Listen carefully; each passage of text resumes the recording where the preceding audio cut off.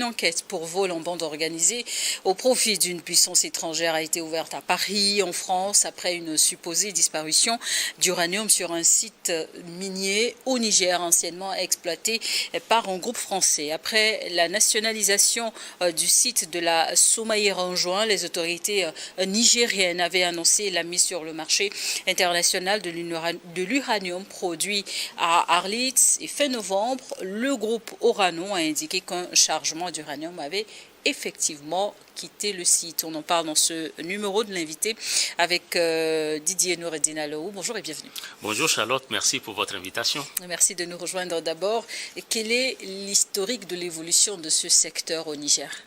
Bon, avant de bien comprendre ce qui se passe sur ce dossier où la France a porté plainte au parquet de Paris contre le Niger, sur l'uranium du Niger en plus, il faut rappeler certains faits historiques. La première, il faut savoir que le Niger fait partie des 10 premiers producteurs mondiaux d'uranium. Et en plus de ça, son uranium est un uranium de qualité, qui est très recherché et très prisé aussi. Ensuite, la France exploite l'uranium du Niger depuis 1968, c'est-à-dire bientôt 60 ans, pour être précis, 57 ans aujourd'hui. Ensuite, il faut rappeler que Orano, c'est la nouvelle appellation de Areva. Areva a changé de nom depuis 2018. Et Orano, c'est une société française qui est positionnée comme un leader mondial et qui est chargée du cycle du combustible nucléaire, couvrant l'extraction de l'uranium, son traitement, son enrichissement et le recyclage des déchets toxiques et des déchets radioactifs. Donc, cette société exploite l'uranium du Niger depuis, je l'ai rappelé, près de 60 ans. Mais la France n'est pas le seul partenaire du Niger en matière d'uranium. Il y a également la Chine, il y a également le Canada et je pense qu'il y a aussi une autre mine qui est exploitée par d'autres nationalités. Et donc, il faut également noter que historiquement, la France achète l'uranium du Niger à un prix conventionnel, c'est-à-dire que c'est une entente entre les différents gouvernements successifs, gouvernements contrôlés justement sous l'influence de la France, bien sûr. La France est arrivée même dans des années antérieures à acheter l'uranium du Niger à 2500, 3000 francs, 4000 voire 5000 francs le kilogramme. C'est déjà arrivé de par le passé.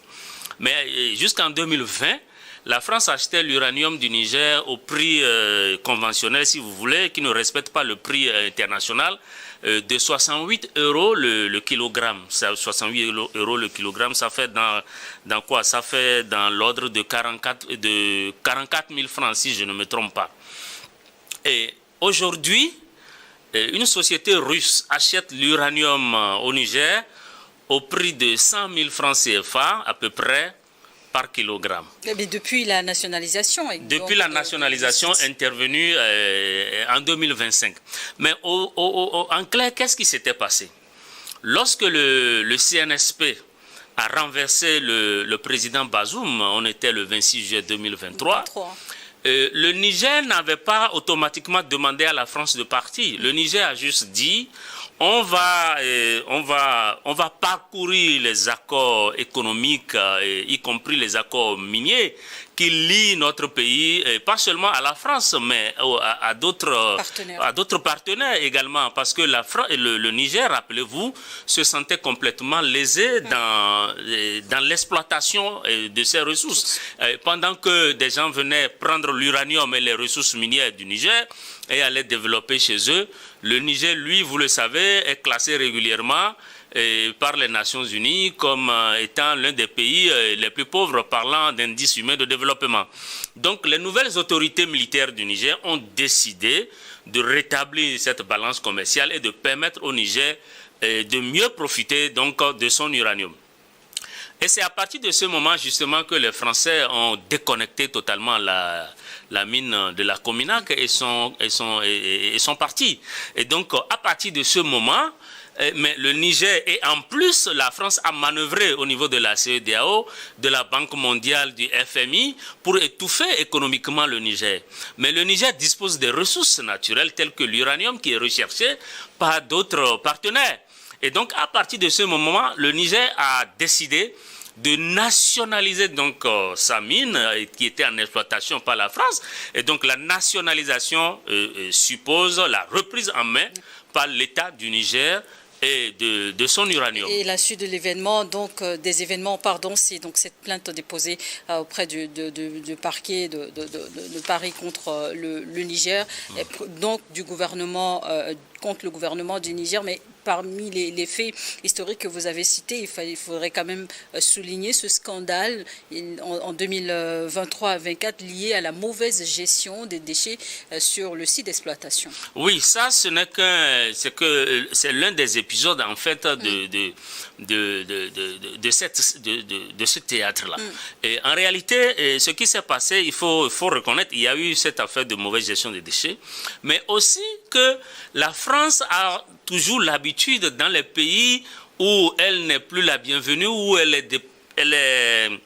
est déclarée, si vous voulez, entre guillemets, puissance non grata, elle a l'habitude d'adopter ce qu'on appelle la politique de la terre brûlée.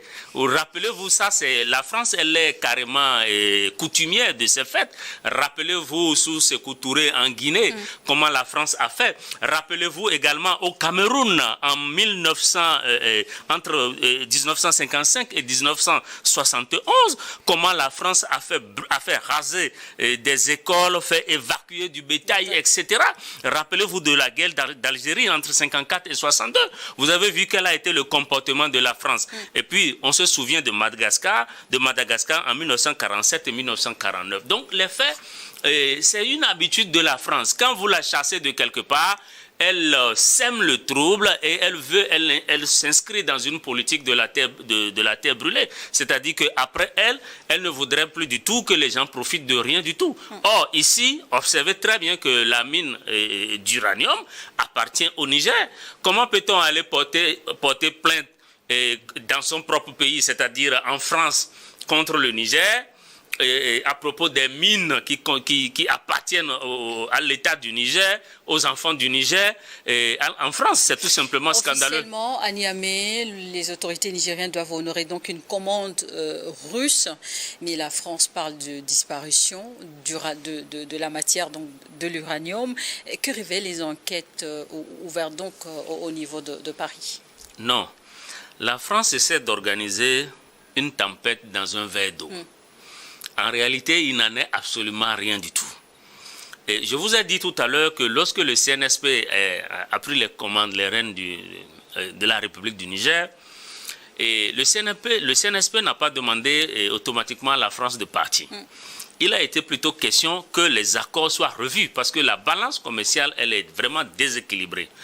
Et la France achetait l'uranium, comme je vous l'ai dit, au prix de 5 000 francs CFA et 44 000 francs. Alors que le Niger a besoin d'argent dans le contexte de sanctions. Il faut que le Niger continue à financer d'abord la lutte antiterroriste, à payer les salaires et à développer le pays. Et face à cette urgence de besoin d'argent, le Niger a tout fait. D'abord, la France est partie en bloquant la mine, c'est-à-dire en déconnectant la mine. Mais le Niger, avec ses propres techniciens et ses nouveaux partenaires, ont tout fait pour redémarrer la production. Justement, et quand la production est redémarrée, le Niger a trouvé enfin des acheteurs, notamment russes, qui ont décidé d'acheter. Oui. Au Niger, sur le sol nigérien. Oui. Mais pourquoi la justice française se saisit-elle de cette affaire? Mais la saisine de la justice française, ça signifie simplement que la France est désespérée et que la France n'a plus aucun moyen de pression en Afrique sur donc, le Niger. C'est ce que ça signifie. Et c'est la preuve palpable que le Niger a repris main sur son uranium.